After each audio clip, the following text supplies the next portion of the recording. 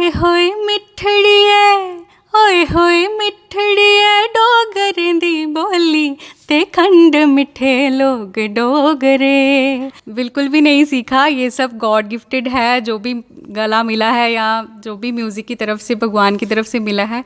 राम का गुणगान करिए, राम का गुणगान करिए राम। सुन चरखे दी मिठी मिठी कूक, माया मैनू याद आमदा। सुन चरखे दी मिठी मिठी कूक,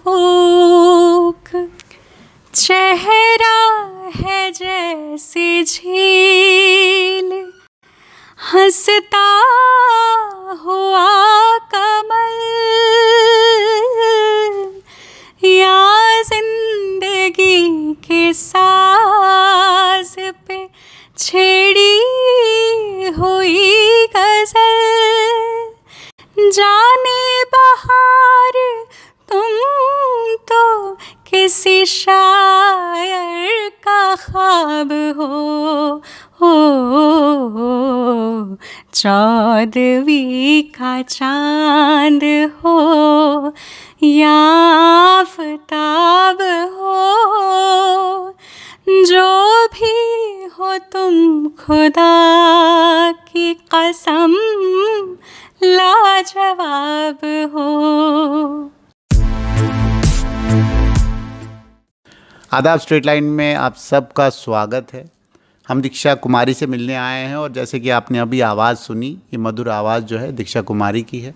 इनसे हम आज पूछेंगे किस तरीके से इन्होंने ख़ास तौर पे ये संगीत सीखा है कि नहीं सीखा है, वो भी पूछेंगे, और किस तरीके से अपनी आवाज़ के जादू से जो है लोगों को आकर्षित करती हैं। तो दीक्षा कुमारी जी, आपका स्वागत है स्ट्रेट लाइन में। Thank you sir. जो भी मेरे व्यूअर्स हैं इस वक्त, उन सबको नमस्कार। और जैसे कि सर पूछ रहे हैं कि मैंने सीखा है, बिल्कुल भी नहीं सीखा, ये सब गॉड गिफ्टेड है, जो भी गला मिला है या जो भी म्यूज़िक की तरफ से, भगवान की तरफ से मिला है, सब उन्होंने दिया, ब्लेसिंग मानूंगी इसको।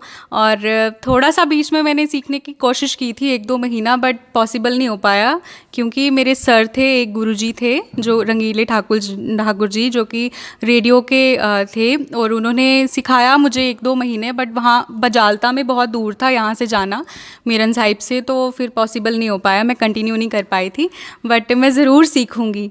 नहीं, बचपन से लेके अभी तक की जो आपकी जर्नी है, उस जर्नी में कब आपको ये मतलब विश्वास हुआ कि आप गा सकती हैं, और कौन वो शख्स है जिसने आपको पहली बार कहा कि आपकी आवाज़ है, आपको गाना चाहिए? जी बिल्कुल। पहले तो क्या होता था कि बचपन में सत्संग होती थी घर पे, तो मैं वहाँ पे भजन गाती थी, जब भी सत्संग होनी तो वहाँ भजन गाना। तो जब बड़े हुए तो पापा मूवीज़ की तरफ, इस तरफ थोड़ा सा कम ही, वो कहते थे भगवान का नाम लो बस, कोई मूवीज़ नहीं देखनी। तो मैंने गाने वाने कुछ बहुत कम ही सुने थे, तो कभी टीवी लगता था तो थोड़ा बहुत आवाज़, और यहाँ रेडियो लगता था तो रेडियो से कुछ सुनती थी।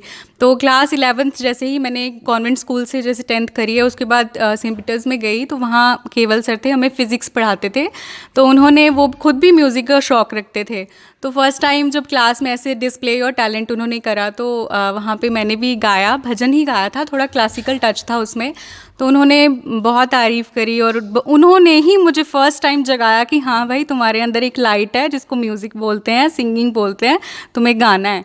तो वो अभी तक मेरे साथ हैं, यहाँ भी मैंने उनको बुलाया है आज, तो हमेशा उन्होंने मुझे हमेशा पुश किया, मोटिवेट किया, और इसी वजह से, उन्हीं की वजह से मैं आज गा पा रही हूँ। तो दीक्षा कुमारी ने कभी वो लाइफ में वो दिन भी देखे हो जिस वक्त थोड़ा सा डिमोरलाइज हुई हो कि भाई ठीक है, कोई प्लेटफॉर्म अचीव करने की कोशिश की हो, वहाँ पे प्लेटफॉर्म ना मिला हो, तो उसके बाद डिमोरलाइज, नहीं गाना मैंने गाना ही नहीं, अब मेरी कुछ पढ़ाई करनी, कुछ और कर लूँगी? जी बिल्कुल, ऐसा हुआ जब मैंने क्लास 12 पास आउट। पहले तो मैंने 12th में डिस्प्ले ये यहाँ पे जम्मू गॉट टैलेंट हुआ था हमारा, तो वहाँ पे केवल सर ने मुझे बहुत कह के तो वहाँ मेरा नाम लिखवाया था, मैंने वहाँ पे परफॉर्म किया था और मैं विनर भी रही थी वहाँ। उसके बाद आफ्टर क्लास 12th वहाँ मैं गांधीनगर कॉलेज में गई थी, तो वहाँ टीचर्स थे म्यूज़िक के। मेरी क्लासेस साइंस था मेरा, बट मैं क्लासेस बंक करके वहाँ चले जाती थी म्यूज़िक क्लास में। तो उन्होंने डिस्प्ले योर टैलेंट में मुझे करवाया। तो उसी बीच क्या हुआ, 2013 में आई गेस, तो मैं तब गई थी सारेगामापा में। तो उन्होंने उस वक्त तो उनका बहुत अच्छा रहा। वहाँ पे मैंने ऑडिशन दिया जम्मू में, बहुत सारे सिंगर्स थे जैसे कि अंजू शाह थी और सोनाली डोगरा जी थी और भी बहुत सारे, निखिल भैया थे, थोड़ा थोड़ा याद है मुझे। तो हम वहाँ गए थे, तो यहाँ से हम सिलेक्ट हुए सब, फिर हम वहाँ गए, आगे मूव किया, दिल्ली में ऑडिशन थे, वहाँ ऑडिशन भी बहुत अच्छा रहा। तो मैंने एक गाना गाया था वहाँ, सुन चरखे दी मीठी मीठी कूक। तो क्या आप अभी गा सकती हैं दर्शकों बिल्कुल के गा लिए? सकती हूँ, बट मैं इस कहानी बताने के बाद तो सुन चरखे दी मीठी मीठी कूक गाया, बहुत अच्छा रहा मेरा। बट बाद में जब उन्होंने रिजल्ट अनाउंस करे थे तो उसमें मेरा नाम नहीं था। तो मेरे साथ और भी बड़े अच्छे थे उस वक्त। मैं अपने आप को बहुत अच्छा भी नहीं बोलूँगी क्योंकि मेरे को ज़्यादा ABC पता नहीं थी, स्टार्ट ही किया था मैंने म्यूज़िक। तो फिर उसके बाद जब सोनाली जी और बड़े अच्छे सिंगर्स थे, फिर बाद में क्या हुआ कि उन्होंने रिज़ल्ट में एक ही को लिया था, एक अंजुषा दीदी थे, उन्होंने उनको लिया था, तो बाकी कोई भी नहीं था। मतलब वो अच्छे थे मेरे से, मैं उनको भी बोलूँगी, बट वो भी नहीं हुए सिलेक्ट। तो उसके बाद ऐसा रहा कि वहाँ से मेरे फादर को बड़ी मुश्किल से, पापा तो बिल्कुल नहीं मुझे आगे जाने देते थे पहले, पर वो मुझे यहाँ से लेके गए दिल्ली, ये भी मेरे लिए बहुत बहुत है। तो उनको मनाया कैसे आपने? मनाया कैसे कि केवल सर को ही बोला कि बोलिए इनको, फिर उन्होंने जब जम्मू से सिलेक्ट हुई तो उनको लगा कि नहीं ये कर रही है अच्छा, तो जाना चाहिए। वो पुलिस डिपार्टमेंट में फिर भी टाइम निकाल के गए वहाँ। तो हमने फिर वहाँ से वापस आए तो मैं बड़ा डीमोरलाइज हुई थी, मतलब ऐसे हो गया था कि मैं कर ही नहीं सकती हूँ कुछ टाइम के लिए। बट फिर जब कॉलेज में वापस आया तो टीचर्स ने बोला कोई बात नहीं, और भी बहुत थे, तो उन्होंने फिर से मुझे मोटिवेट किया। फिर मैंने आगे डिस्प्ले योर टैलेंट 3 साल मैंने किया और बहुत कुछ हासिल किया वहाँ। उसके बाद मेरी प्रैक्टिस भी चलती रही म्यूज़िक डिपार्टमेंट में, साथ में पढ़ाई भी चलती रही थी। तो इस तरह से फिर मैंने आगे कंटिन्यू किया और आज भी मैंने उसको इम्प्रूव किया गाने को, और ज़्यादा सुन सुन के और गा गा के, इस तरह से। वो जो गाना है सुन चरखे दी मीठी मीठी, जी। वो अगर आप गाएं दर्शकों के लिए। माही आवे गाते खुशियाँ मनावांगी, मनावांगी, ओदे राह विच अखियाँ बिछावांगी, बिछावांगी, जान छड़िए विछोड़िया ने फूक, माया मैनू याद आमदा, सुन चरखे दी मिठी मिठी कूक, माया मैनू याद आमदा, सुन चरखे दी मिठी मिठी कूक। आपके इतने अच्छे हाई नोट्स लगते हैं, मतलब वो शायद ही मैंने किसी सिंगर को आज तक इतने हाई नोट्स को यूज़ करते हुए देखा है। बट स्टिल लाइफ में ख़ास तौर पे जो पेरेंट्स होते हैं, ठीक है, एक पेरेंट्स तो वो होते हैं जहाँ ने जन्म लिया होता है, एक पेरेंट्स वो होते हैं जब आपकी शादी हो जाती है। तो क्या आपको कोई डिफरेंस लगा कभी कि भाई जब मैं किसी के घर में बेटी गई और जब मैं जहाँ मैं बेटी थी तो उसमें कोई डिफरेंस आया कि संगीत में कहीं रुकावट, कहीं बोला नहीं रहने तो अब क्या करना संगीत को आगे, तो कहीं इसकी रिकग्निशन मिल नहीं रही है? ऐसा बिल्कुल नहीं है क्योंकि मेरी लव मैरिज ही हुई है।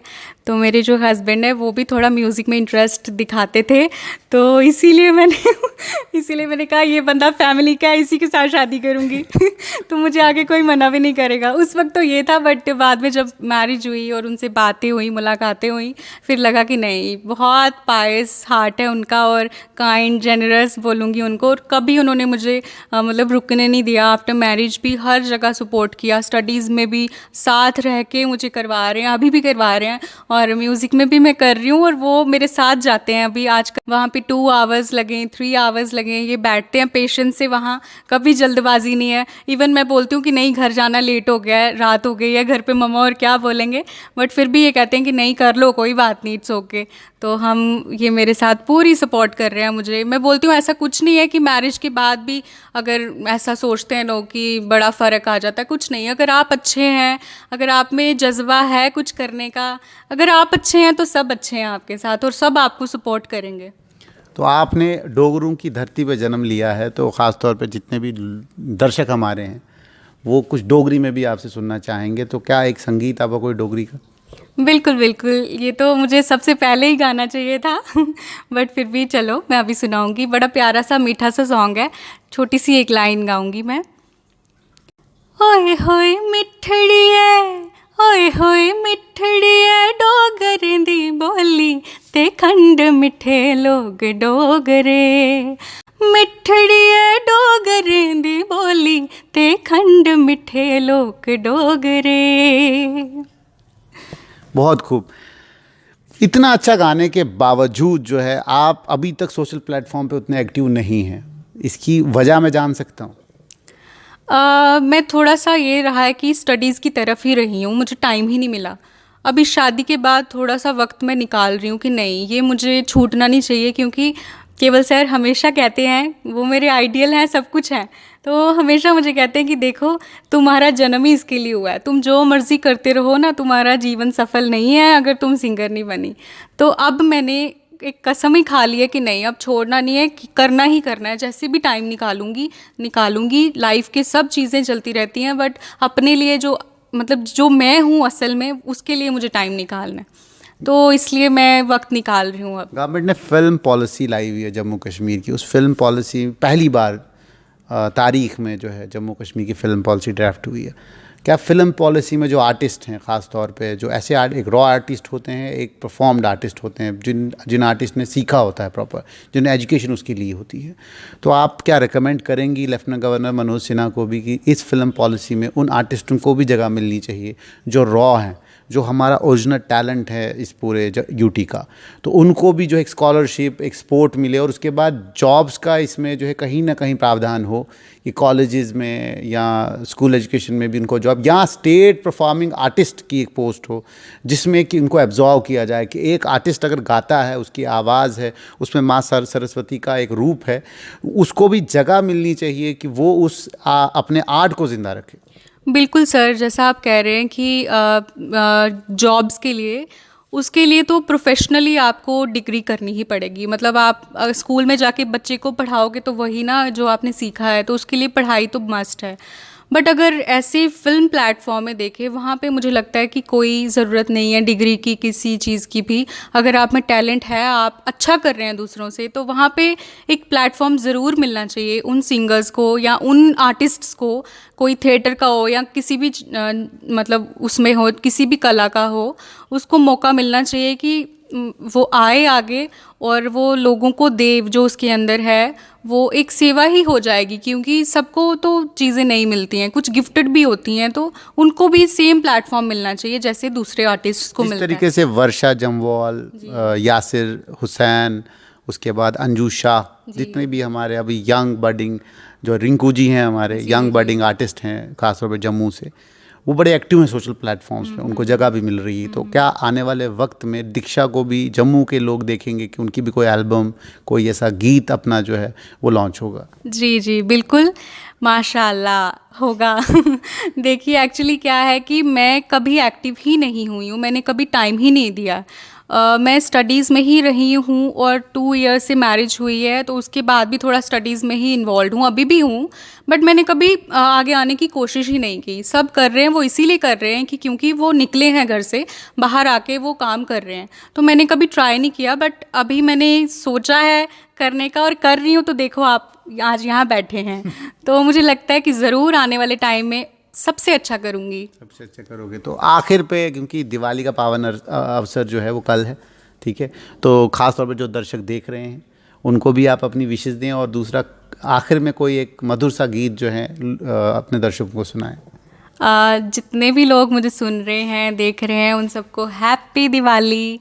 और दिवाली पे आप ग्रीन दिवाली करिए, पटाखे चलाइए मगर कम चलाइए। और सबको मैं, एक राम जी का पर्व है तो मैं राम जी का एक भजन गाऊंगी और कोशिश करूंगी इसको अच्छे से गाऊं। हाई स्केल है।